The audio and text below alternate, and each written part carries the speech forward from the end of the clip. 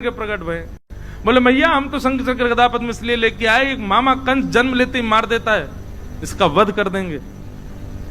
देव की मैया बोली वध तो ठाकुर जी आप चाहो तो कंस का जन्म ही ना हो, वध तो बहुत दूर की बात है, ये सब आपकी लीला है। कृपा करके एक मां को जो सुख होता है बालक को जन्म देने में, वो सुख मुझे प्रदान करो। मां का सबसे बड़ा सुख क्या है? जन्म लेते ही बालक उसके हृदय से लगा दिया जाए और फिर मां अवकाश पाते ही अपना पयोधर बालक को पिलाए।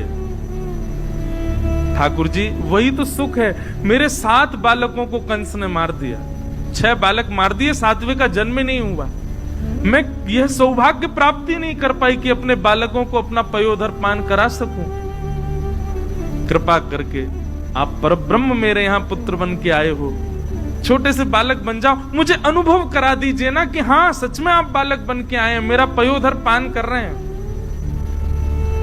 ठाकुर जी बोले मैया 2 भुजा अंतर ध्यान कर देंगे, लत्ता कपड़ा सब उतार देंगे, बालक बन जाएंगे, लेकिन फिर याद रहे लीला करने के लिए फिर हमको समय चाहिए। 11 वर्ष 56 दिन के लिए हमको ब्रज भेजना, लीला करके बढ़िया माखन मिश्री खा के गोप ग्वालों के संग आनंद करके फिर आएंगे। 11 वर्ष का प्रतीक्षा करनी पड़ेगी, तब आकर के हम महाराज कंस को वध करेंगे।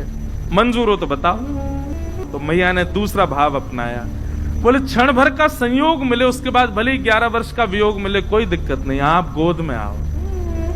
ठाकुर जी ने अपनी 2 भुजा अंतर ध्यान कर ली, कौस्तुभ मणि अंतर ध्यान कर ली, और बताएं आज हरि देखे नंगम नंगा, सब वस्त्र उतार करके देखो खुद ही लेट गए और लेट करके दोनों भुजा और हाथ उठा के रोने लगे बन गए बालक। देव की मैया ने अब जन्म लेने से, जन्म लेकर के और अब तक का जो बीच का जितना भी भाव था, ठाकुर जी ने अपनी माया से सब अंतर ध्यान कर दिया। मैया को याद ही नहीं है, मैया को लगा अभी अभी बालक प्रकट हुआ है, तुरंत अपनी गोद में लेकर के अपने पयोधर का पान कराया।